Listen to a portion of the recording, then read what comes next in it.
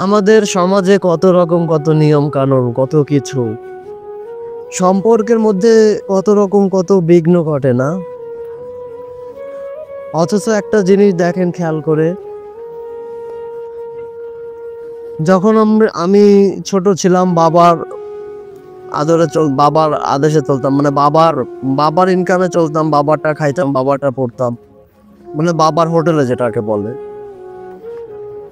আমার ভাই, যখন আমার ছোট ভাই, তাকে নিয়ে কত রকম কত কোলে করে এই কাঁধের উপর নিয়ে ঘুরছি, তাকে নিয়ে মানে ছোট ভাইয়ের সাথে সম্পর্ক কেমন হয় সেরকমই তো সবার ভাইদের সম্পর্ক, রক্তের সম্পর্ক তো একটাই, তাই না? তো দেখেন, বড় হওয়ার পরে যখন আমাদের বুদ্ধি আসে তখনই সম্পর্কের বাধা ঘটে। মানে কি?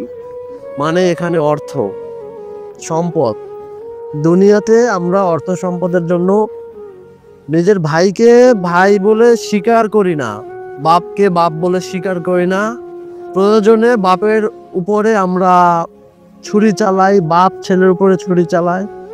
এটা হচ্ছেই আমার কথা হচ্ছে, ভাই কি করে পারে ভাইকে আঘাত করতে, ভাইকে কিভাবে বলে? সত্যি কথা, আমার ভাই যদি আমাকে বলে যে ভাই আমার এই বাপের সম্পত্তির হিসাব, বাপের সম্পত্তি আমার লাগবে, আমি না কিছু নেব না, আমি আমার ভাইকে দিয়ে দিব। হ্যাঁ, আমি দিয়ে দিব। আরে ভাগের কি আছে, সব তুই নিয়ে যা।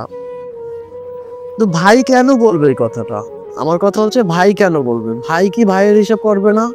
ছোটবেলা তো ভাইকে আমি কোলে কোলে নিছি, এই ঘাড়ে করে নিছি, এই হাত দিয়ে ওর মাথায় তেল দিয়ে দিছি, ওকে নিয়ে কত রকম কত খেলাধুলা করছি।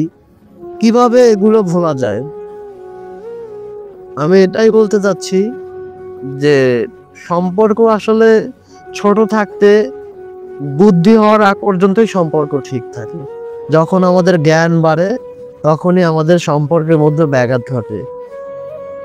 তো আমি একটা কথাই বলতে চাই যে কখনো ভাই ভাইয়ের শত্রু হয়েন না, বাবা ছেলের শত্রু হয়েন না। মিলেমিশে থাকাটাই আমাদের ইসলামের একটি, আমাদের ধর্মের একটি অংশ কিন্তু এটা। আজ এ পর্যন্তই। আল্লাহ হাফেজ।